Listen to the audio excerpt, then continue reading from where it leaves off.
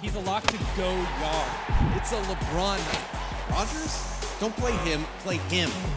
I'm chasing DJ because I'm not an idiot. This line is on fire. This is Pre-Lock Live.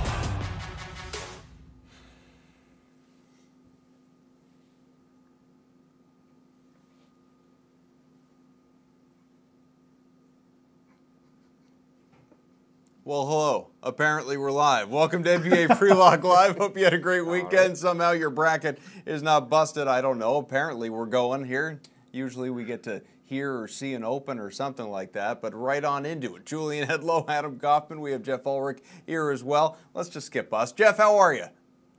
Oh, I'm doing great. Great opening, guys. I mean, hopefully the show went better than that without me last Friday. You know what it is? Stay ready. Yeah, well, I'm realizing now. Let's take the people behind the scenes a little bit. I'm realizing that our viewing monitor here in the studio is not actually the program at this moment, and as a result, we just sort of sat here and stared at ourselves for a little while. People don't care. Let's talk about the slate and get some questions in, right? You want to have your questions answered ahead of this 8-game slate? Well, you know how to do it by now, I certainly hope, with the hashtag DKLIVE on Twitter or Facebook Live, YouTube comment section, whatever, wherever we'll find it, smoke signals, whatever it takes. You can see the slate there, and it's an interesting one anyway. This means here about half the slate, you're going to get some good offensive production. You can see it in the neighborhood of 220-plus points for the first few of those games, one a little bit later on as well among these 8 games, which tip off the first 3 anyhow an hour from now. Cavs-Bucks in Cleveland, that's projected to produce about 225 points. That is the high total, and it's going to be interesting, I think anyway, to see what, if anything, changes on the floor under interim head coach Larry Drew while Tyronn Lue is away from the Cavaliers for health reasons. This, of course, the first day of that sort of new plan, for lack of a better word. Big points expected: Sixers, Hornets, Lakers, Pacers as well. All basically, pardon me, about 220 plus. So as I get choked up, just yeah, look, I'm trying. I'm pretty much dying here. You know, I'm just let's find a way to get through it. Jules, you talk. What game are you targeting? Well, you already stole one of my narratives a little bit there. Well, screw it. All right, Geoff. That you had right there. I mean, the game that we need to watch for tonight is we have the Cleveland Cavaliers with a coaching change, and we have some big news on Kevin Love that we're going to get to, basically about him returning on a minutes restriction, but we haven't seen him in 21 games, so that's the type of situation, a coaching change and an all-star caliber player returning to the rotation. That's definitely a game you got to keep an eye on. Geoff? Yeah, I mean, that's probably going to be the most popular game on the slate. I think for value, though, you got to look at Chicago and New York, a couple tanking teams sitting out half their rosters, or at least Chicago is. There's going to be a lot of value there. And then obviously Golden State's another team with injury, but Chicago, New York is, for fantasy purposes, actually a pretty interesting matchup tonight. All right, let's dive right into those narratives then. I want 2 from each of you guys. We'll get to the whole who's in, who's out, who's starting, who's questionable, probable, all that stuff. We'll save that. I want to waste no time onto the narratives. Give me your first. Yeah, so, I mean, I teased it a little bit, but it's what can we expect from this Cleveland Cavaliers team? And I'm not saying that I necessarily know what we're looking for here, but this is going to be a good game to pay attention to, if anything, for future slates, just because of the coaching change. What is the rotation going to look like? And this was my narrative just based on the coaching news. And then a few minutes before we go on the air, we get the news that Kevin Love is going to start at center and play on a minutes restriction. So what will that do to the rotation as well, while Tristan Thompson and Larry Nance are still out? So it's not like Cleveland has many bigs to go on here. So Cleveland is going to be a real mix and match situation tonight in terms of where they're going to go with their rotations. And that's something that, whether we know exactly how it's going to play out tonight or not, we need to pay attention to, so that on future slates we're able to have a better feel for that. All right, well, do me a favor, attempt to answer your own question. What do you expect from this game? I expect the Cleveland value plays to take a little bit of a hit with Kevin Love back, because he's going to be getting some of that usage. And, you know, the safest thing about the Cleveland Cavaliers is LeBron James. He's been doing it all for them. He has scored 70 straight DraftKings points in 3 consecutive games. I don't want to give away my whole anchor segment, but I have a lot more good numbers on him. He's playing really well. Doesn't matter what the matchup is. LeBron is the guy that's going to, you know, keep everything running there. Geoff, you equally curious about that game? I am curious. I'm more curious about it, how it's going to affect LeBron, because, I mean, obviously he's been putting up this historic record run. He's been super, super safe for fantasy purposes in a very unfriendly environment in the NBA right now with all these injuries and tanking and stuff. But I think eventually it's going to affect LeBron's performance. I think you're going to see a few more slow nights from a fantasy perspective with Kevin Love eating up some of that usage. Might not necessarily start tonight, probably won't, but I think as we go on, it's something to keep an eye on. All right, give me your first narrative. Okay, so my first narrative, like I said, it's the Chicago Bulls, and thanks for coming out, guys. Look, imagine working for an organization that wanted to pay you a lot of money, and then they just said, don't come to work. We're still going to pay you, but just don't come to work. It's okay. That's what it's like being a star for the Chicago Bulls right now. Zach LaVine is out. Chris Dunn is out. Lauri Markkanen is out. Noah Vonleh questionable. Probably won't start because they're tanking. They don't care. They don't want to win games. Justin Holiday is going to start. He's probably not going to play much. What that means is that Cameron Payne, Denzel Valentine, Cristiano Felicio, all these guys are probably going to end up being really good value plays. And the one guy I didn't even mention, Antonio Blakeney, is probably one of my favorite plays tonight. So it's a really good game to target. It's a good night for stars and scrubs, as we'll get into later. But yeah, Chicago Bulls, man, I don't even know what to say. Julian, on that, we did just get word Noah Vonleh is going to play. I don't know if he's going to start, what kind of minutes he's going to play, but he is going to play in this game. So with all that Geoff said, the key guys that are obviously out, and we'll rattle some of those names down in a moment. What kind of game is this? High value, clearly. Yeah, I can't argue with Geoff here. It's definitely a slate that's full of value, so you don't necessarily need to stack the Chicago values if you don't want, because we're being given a lot of value in other places. But if you want to, against the Knicks, there are a lot of really good plays on the Chicago side. So I can't argue there. I like all those guys for cash and GPPs. Okay, your other narrative. My other narrative is the Warriors, and we talked about the Warriors a lot on Friday's show. And what they've been doing, they played really well over the weekend for the most part, although they lost a game to the Kings. Those value plays did really well against the Kings and the Suns. Tonight, the Warriors have the Spurs. So are these value plays going to continue producing so much? A guy like Quinn Cook played 40 minutes in consecutive games, scored 40 DraftKings points or more in both of them. Nick Young playing really well. And Omri Caspi getting hurt over the weekend only adds to the Warriors' injury concerns, along with Curry, Klay Thompson, Kevin Durant. So can we trust these value plays against the San Antonio Spurs? I think this matchup, you cannot let the Spurs scare you away from the Warriors, because these guys, you just look at the usage. Quinn Cook's like the perfect example. He's getting 40 minutes. He's taking 16, 17 shots a game, scoring in the 20s with points, playing the point guard position, so he's getting some assists, getting a lot of usage. I think the matchup maybe makes these value plays not quite as insanely valuable as they were over the weekend, but still in a really great place to target. Geoff, they still valuable or not as much?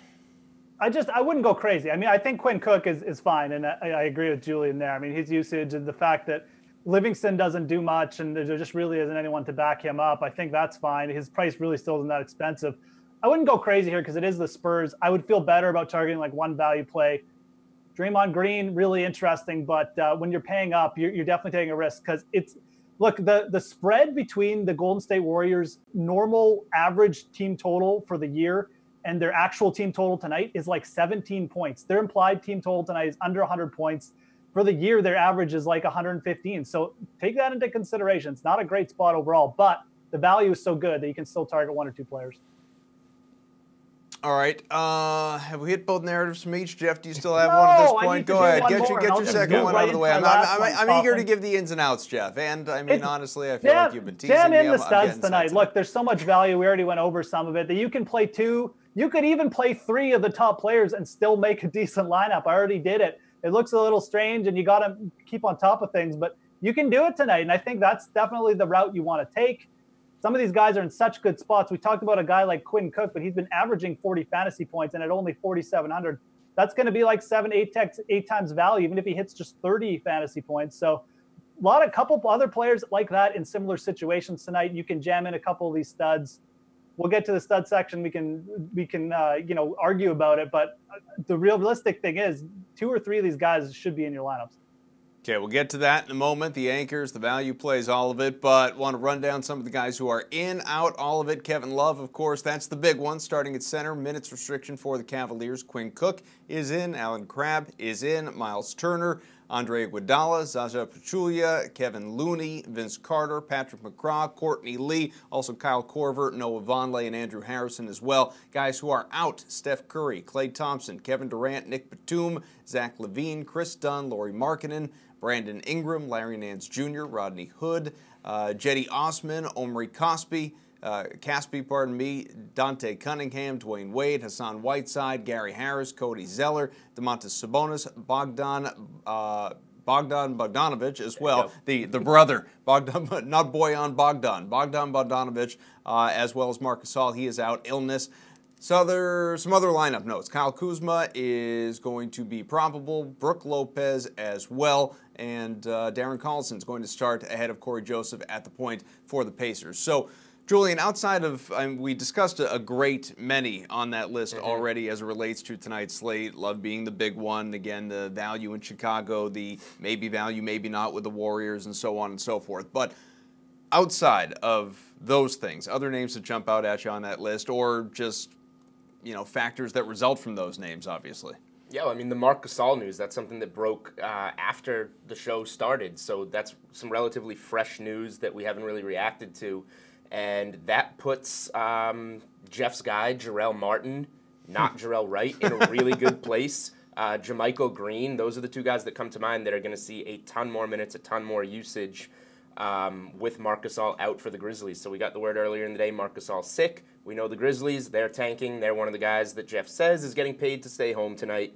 And other guys are going to fill that role at relatively affordable price. So I think the Marc Gasol injury news, adjusting to that, is going to be another thing that just makes even more fantastic value on this slate. Yeah, Geoff, obviously that Grizzlies team is horrendous. We all know that at this point. So no Gasol, where are you looking? Oh, yeah. I'm shopping at J-Mart tonight, guys. I agree. I mean, 5,100. He was on my list already. I mean, but his usage has been great. He's been playing well, too. I mean, he's been one of the few Grizzlies who actually looks good out there. So Tyreke Evans is back, should keep that game a little bit more competitive, hopefully. I don't think you want to necessarily pay up for Tyreke, but I definitely like the value on Jarrell Martin right now. I put him at near the top of any value list. Okay, get your questions in with the hashtag DKLIVE on Twitter. You can also use the Facebook Live comment section, YouTube, wherever. Again, we'll find them, so get them in. We'll be with you for about another 15, 20 minutes probably. So the first question comes to us from JD. Thoughts on Bam and Zipser? Zipser is going to start tonight. Yeah, another interesting move by the Bulls. Not a guy that we probably saw starting on this slate.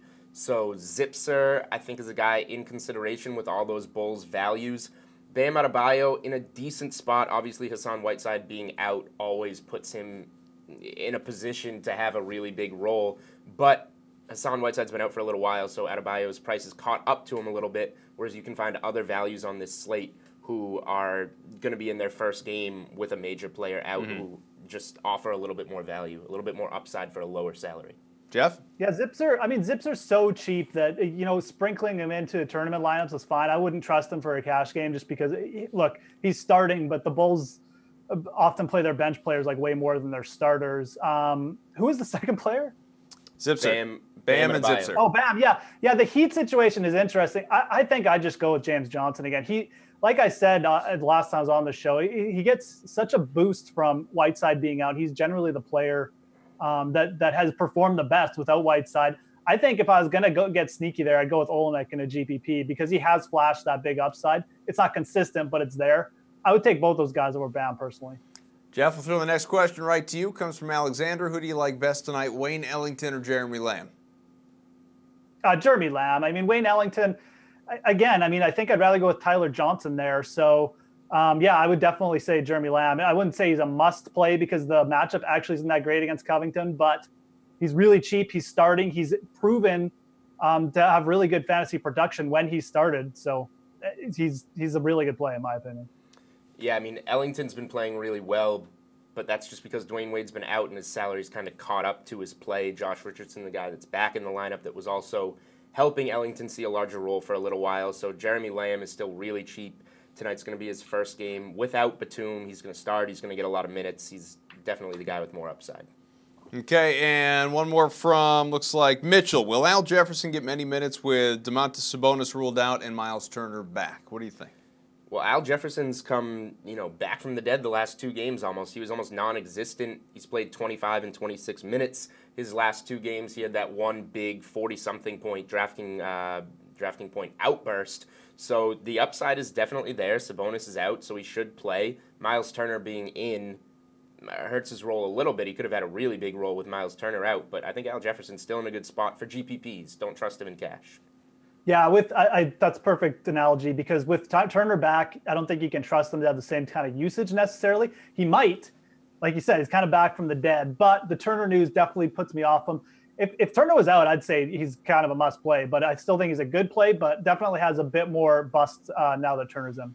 Okay, keep those questions coming. We'll do more later on, but for now, let's go to our next spotlight. That is the anchors list. Now, it's unusual, quite frankly, that the top 5 on our anchors list, the 5 that we profile and really spotlight and give you, are also the most expensive 5 plays on the slate. No, we're not lazy. It just so happens that as our crack team of research people pined over the available players, these guys, they're all in really great spots. Not just expensive, but in great spots. I'll show you the list here. LeBron James, $11,700, most expensive play, but he's earned it. Facing the Bucks, 3 straight games, as you heard earlier, with at least 70 points. He has 50+ his last 17 games. That is insane. Giannis Antetokounmpo, Greek Freak, 10,800, so about $1,000 less. Other side of that matchup, 72 DK points last game, 140 his last 2 combined, and at least 50 in 6 of 8. Draymond Green, 9,600 in San Antonio. Very thin lineup around him with key guys out, as mentioned. Back-to-back 50-point games, 55 against the Spurs a couple of weeks ago. Joel Embiid, you want to keep paying down a little bit. Hornets tonight, 61 fantasy points on his birthday, Jules. Narrative Street. That was last game, and at least 50 the last 3. And if I may chime in, he was also my anchor that game, so my anchor scored 61 fantasy points. You may not. Andre Drummond, 8,900 in Sacramento off back-to-back 50-point games of his own. He has been below 45, though the previous 4 had been anyway before these last 2. So, Geoff, I'll let you go first here. Of that group, who is the guy you absolutely have to play tonight? You have to start your lineup with. I'm going to go with Joel Embiid. And I mean, I don't really care what he did for Julian last game. Living in the past here, Mr. Julian. Oh, look at me last time out. Who cares? He's 9,500 tonight. He's going up against the Charlotte Hornets. The 76ers have the biggest implied team total on the slate. This is a very, very good spot for him. And a lot of people might be shying off because of the Dwight Howard factor. But, I mean, he's faced Dwight Howard twice. One was a bust. One was a really big game. I think this is a good spot for Joel Embiid. And on this slate, like I said, if you're too scared to fade LeBron, just play Embiid with LeBron. You can still fit them both in. I just think this is too good a spot personally. I would rather play him over Draymond Green.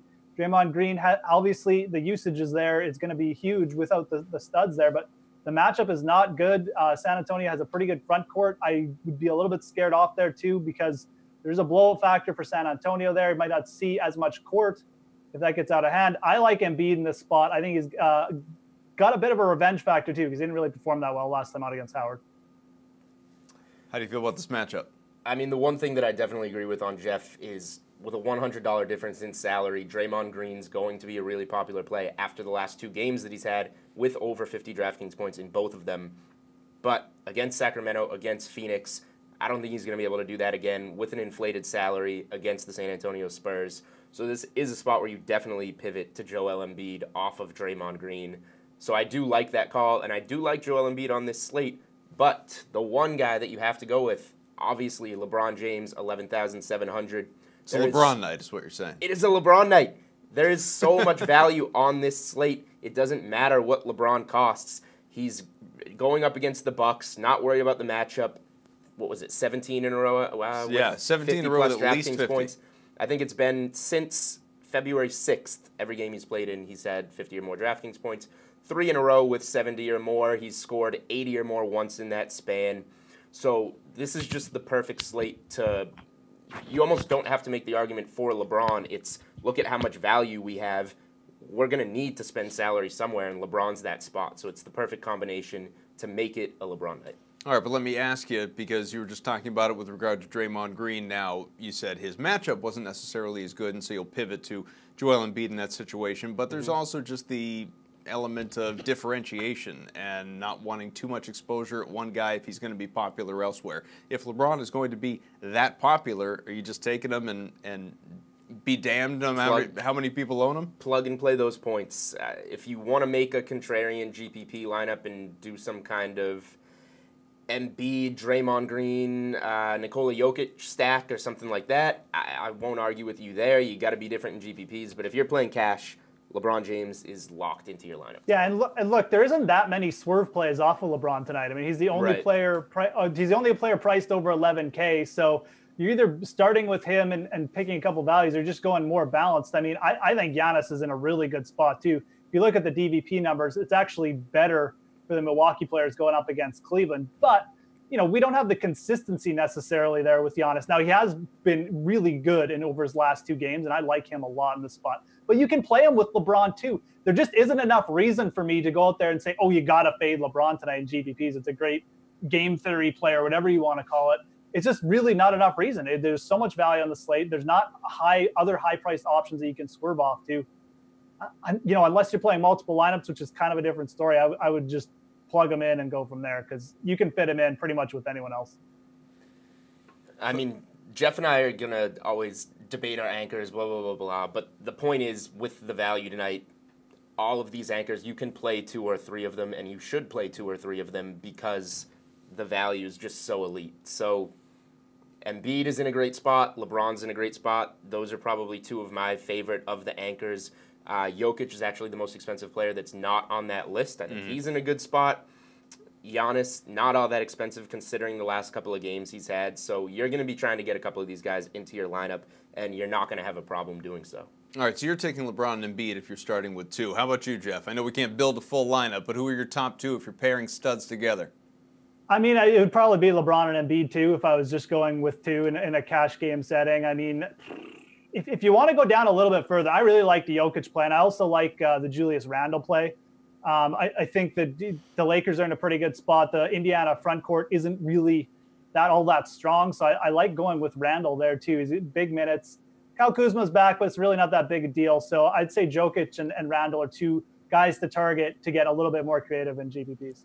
Questions coming up in a little bit, but get them in with the hashtag DKLIVE on Twitter and, of course, Facebook Live, YouTube. Again, just filter them in there, and the graphics team will get them to us, and then we'll get your answers to you. Let's go to the values, though. Handful of guys that we really like, and no, don't worry, it's not just 5 price points right in a row. There's some differentiation, variety in here. Cameron Payne will start us off. 4,700 at the Knicks, at least 20 points his last 5, fresh off a 32-point game. That's fantasy points. Quinn Cook, 4,500 in San Antonio after back-to-back 40-point outings, a total of 87 fantasy points in those 2. Jeremy Lamb, talked about him earlier, 4,200 in Philly, only 12 fantasy points last time out, and in the teens, 4 out of the last 5. That might be mildly concerning for you, but he is going to start tonight. Trey Lyles, 3,600 in Miami, 21 DK points 2 nights ago in Memphis. He's only cracked 20 in 2 of his last 9, though. And Antonio Blakeney, 3,200. Geoff mentioned him earlier at MSG, just like Payne, consistently getting about 18 fantasy points his last 4 games and returning at least 5 times value of late as well. So he's been pretty good play for very little money. So, Julian, why don't we begin with you? Who's the guy of the value that you're looking to kind of build around your lineup there? Yeah, I mean, Jeremy Lamb at 4,200 has been my guy all day. He was my top value in the cheat sheet on the DK playbook just because he's in such a home run spot. Nick Batum has been playing about 35 to 40 minutes a game lately, and he's been performing really well, a lot of 50-plus DK point games. Jeremy Lamb's going to take over the lion's share of that role, jump into the starting lineup. We mentioned that he's a guy that performs much better as a starter. So for 4,200, a guy that's going to get probably well over 30 minutes in a starting role going up against the 76ers.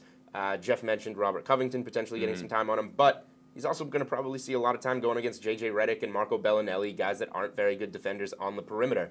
So Lamb is my guy throughout the day that's been the home run on this slate. But just really quickly, there's been a lot of news coming out today, so that's opened up a lot of values. We've talked about a lot of these guys are in the cheaper range, 3,000 to 4,000. But a lot of really good mid-price values that I like have opened up because of the injuries. Buddy Hield's a guy that's been really hot. He's at 5,900. Bogdan Bogdanovic got ruled out. Denzel Valentine, a guy that we talked about on the Bulls, he's 5,700. He's a little more expensive than the rest of the guys, but he's coming off like almost a 60 DK point game. And then you've got JaMychal Green, who's in that 5,000 range. Now that Marc Gasol is out, there's obviously great value in the Grizzlies' front court, so there's a ton of value that you can look at on this slate. What do you say, Geoff? I definitely don't mind Lamb at all. I mean, he's going to be popular tonight, so in tournaments, I could definitely make an argument for him because there is a lot of other ways you could go against fading him. But certainly, like I said, I like players who've shown history that when they start, they can produce, and Lamb definitely has a very good history of doing that. So I can't really say anything too bad about him. He's a good choice. He's good price too. Like, he's not even 40. He's under 4,500. So my guy's Antonio Blakeney, though. I mean, he's $1,000 cheaper than Jeremy Lamb, and I think he actually brings some pretty solid floor here. I mean, just over his last 4 games, he's only played under 20 minutes once. That was 19 minutes. He's averaging, like you said, Kaufman, just around 18 fantasy points per game over that side. But he does have upside. And the thing I like about him, when he goes out there, he's chucking the ball up. Now, he hasn't been super efficient lately, but he took 14 shots last game. And that's a good thing, people, because it means he's getting the ball, he's getting usage out there. And the Bulls don't mind him throwing up a few shots. And look, with all these players out, I believe this is the first time he's going to be playing with Levine, Markkanen, and Chris Dunn out. So you could see him maybe even push for a little bit more minutes, maybe even push for a few shots. And if he gets hot, I mean, he doesn't just bring this nice 15, 18-point floor, but he probably brings 20, maybe even a good situation, 30-point upside. So for 3,200, he's the guy I would start with if you're going to pair like 2 or 3 studs together tonight. All right, let's go to our questions, guys. We've got Kyle Korver, of course, back in the lineup tonight. And with the fact that he is going to be playing, is he a better play than starting Lamb? Doug wants to know. Julian? No, that's not at all in consideration for me. Kevin Love is going to be coming back. LeBron's going to be looking to Kevin Love on the perimeter to take some of those threes that he had been looking to Kyle Korver for. And Jeremy Lamb is just in so much better of a spot. So this being the first game that he's going to leap into that Nick Batum role. So not even close for me. Geoff? Yeah. No, 100%. I mean, just what Julian said. The Cavs support team is hard to trust tonight with Love back. It's kind of like a game-to-game thing with them anyways. Lamb is, for me, clearly the better play. All right, next question comes from Adam. Adam, good to see you. You were a little late to the party last show. We remember you. Glad you got this one in on time. All right, the question is Aldridge, Randle, or Griffin? Who's the play tonight, Geoff? I really like Julius Randle. I just like it's got a bigger implied team total, a bigger just implied game total there. Aldridge, again, you got a bit of a risk of a blowout. Probably maybe see some Draymond Green. I think it's Julius Randle for me. I believe he's the cheapest. Maybe he's the same price as Aldridge, but I like Julius Randle there. I think he's got the most upside. I think these playing are big 3, minutes too. I think these are 3 good plays that you're deciding between here. So if you're making multiple lineups, I don't mind trying multiple guys. Julius Randle is in a good spot against that weak Indy front court. But I actually like LaMarcus Aldridge here if you're choosing one. Going up really shorthanded Warriors team. They kept it. They lost to the Kings. They kept it close with the Suns. If this is not a blowout by the Spurs, you'd expect LaMarcus Aldridge to get a lot of minutes in a fast-paced game against some players that are not usually out there for Golden State. Draymond Green maybe gets some time on him, but LaMarcus Aldridge can shoot over the top of him. Draymond Green not necessarily as good without all that talent around him. So I think LaMarcus Aldridge is a really nice play. Next up from Dylan. Would you rather use Dylan Brooks or Cook as a value play tonight, Julian? Definitely Cook for me, sticking with that game. Just because, I mean, 40 minutes in back-to-back games, 44 or so DraftKings points in consecutive games, 43, I think. It's tough to argue against that, even if Cook has a bad or a worse game at 25, 30 DK points. Yeah, Geoff, we say it all the time, right? Opportunity comes from availability. So what do you think? It's got to be Cook. I mean, Dylan Brooks, like I said, Tyreek Evans is back. It's nice Gasol's out. He might get a few more shots, but I just don't think there's enough upside there with Dylan Brooks. It's got to be Quinn Cook. And sticking with that Memphis team, Brooks isn't necessarily the guy that's going to benefit from Gasol being out. I think 3 players that benefit more are Jarrell Martin, JaMychal Green, and even Deonta Davis if you're looking for a cheaper play. Next one comes from our friends on YouTube. Thank you for watching there. It is Payne or McCraw. Omar wants to know. What do you think, Geoff?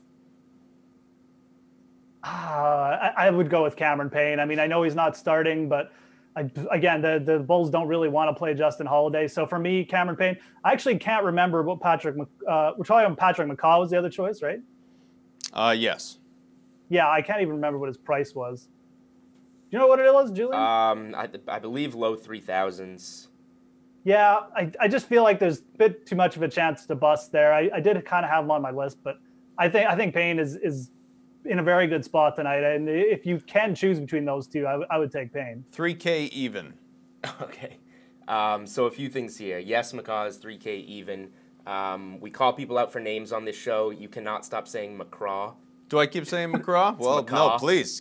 Listen, if I'm going to come after you guys, you got to come after me. Yeah, so Kaufman, you're wrong on that. Then Good, Geoff, terrific. you're wrong because Campaign is starting, so he will be out there to start the game. So just calling everybody out here. Listen, he should probably consider changing his name, though. This is why Julian is on the show, guys, because he knows things. Hey, I try my best. Way to bring it on a Monday. This is going to be McCaw's first game back after breaking a wrist. I don't know exactly how long he's been out, but he's been out a little while with dual wrist injuries. One of them was broken, so trusting him in a game where he comes back like that when you have a guy like Quinn Cook who's playing really well seems like not a very good move when you're talking about a guy like Campaign who is going to be starting, seeing some high usage without all those players on the Bulls against the Knicks. Campaign, huh?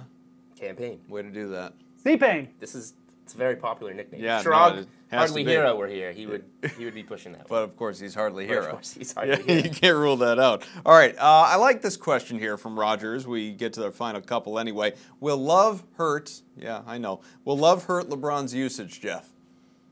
Yeah, I mean, that was the question I posed off the start. Now, it's not necessarily something I'd worry about too much tonight because I don't think he's going to play too much. But, I mean, again, I just feel like we're probably going to see maybe a slight end to this insane run of like LeBron just putting up 55, 60 points every single night. So it wouldn't put me off him tonight, but it's something, like I said, I just would want to monitor it and see what happens here in the next couple games.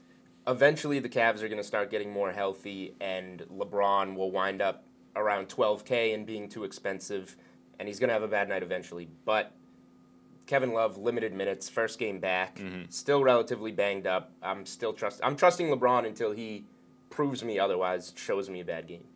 Last question here comes from Rick. Miles Turner is my favorite center tonight. Do you like any other guys among centers? So Miles Turner is the only center play? That's Do we like his any other guys? favorite center, but do you like any other centers? There are others in the league. We I do, like we a do lot have of other 8 centers games just tonight. looking right now. Name a couple. I like Joel Embiid. I like LaMarcus Aldridge. I like Nikola Jokic. I like Julius Randle. And let's see, Noah Vonleh is in. He's a guy to like. Jarrell Martin. Deonta Davis, I think, is power forward eligible. Yes. So there's a bunch.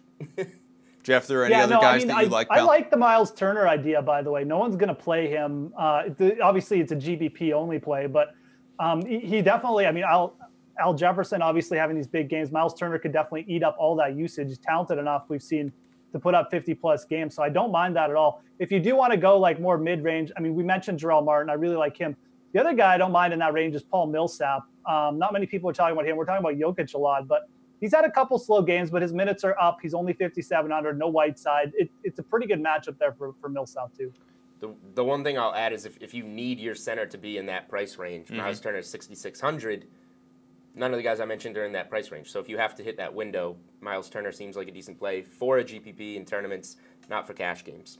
All right, one more bonus question because it snuck in just ahead of the proverbial buzzer. And you know what? I like this question. This comes from Steve. Steve, you know, we should get this question every single show from somebody because we should mandate our guys to do this just for funsies. And that is this. And Julian, you can begin. Highest scoring player tonight? LeBron.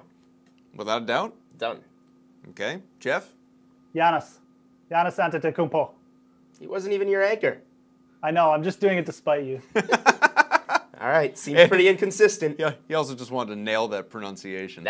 Which was good, by Geoff's the way. pronunciations. That was a fantastic pronunciation. I mean, look, could have copped Embiid out a is Greek like, freak, but he nailed it. Embiid is $1,300 cheaper than Giannis too. So I mean, he doesn't need to be the highest scoring player tonight. But I'm going to say Giannis. Yeah, I feel good about I feel that. like usually he says Giannis. Geoff, final thoughts. Play Giannis, I guess. I don't know. Way to bring it, Julian. Play LeBron, capitalize on the value. If it's a night that you're playing multiple lineups, there's enough value to, feel like you're not getting the guys that you even want in your lineup. You can make 2-3 lineups with all these values. So follow the news, capitalize on the value. There's a ton of it. And of course, the place to follow the news is the DKLIVE app. If you don't have it already, you should download it. You can get the push notifications anytime a key bit of information comes out. You will be alerted immediately because it's relatively amazing how quickly our guys are on that stuff. So I encourage you to stay with it, and you've got, about 24 minutes, actually, if I were to be precise, until lineup lock, and so you can go back, re-watch certain parts of this show, whatever it is. The questions, the anchors, the values, the narratives, whatever appeals to you, go back, do so on Facebook Live or YouTube, set those lineups, go out, win some cash. Pre-Lock Live comes at you Mondays, Wednesdays, and Friday. We'll be back with you on Wednesday. Stay tuned for more details on that. Again, we'll see you then. Julian, Geoff, Kaufman, take it easy.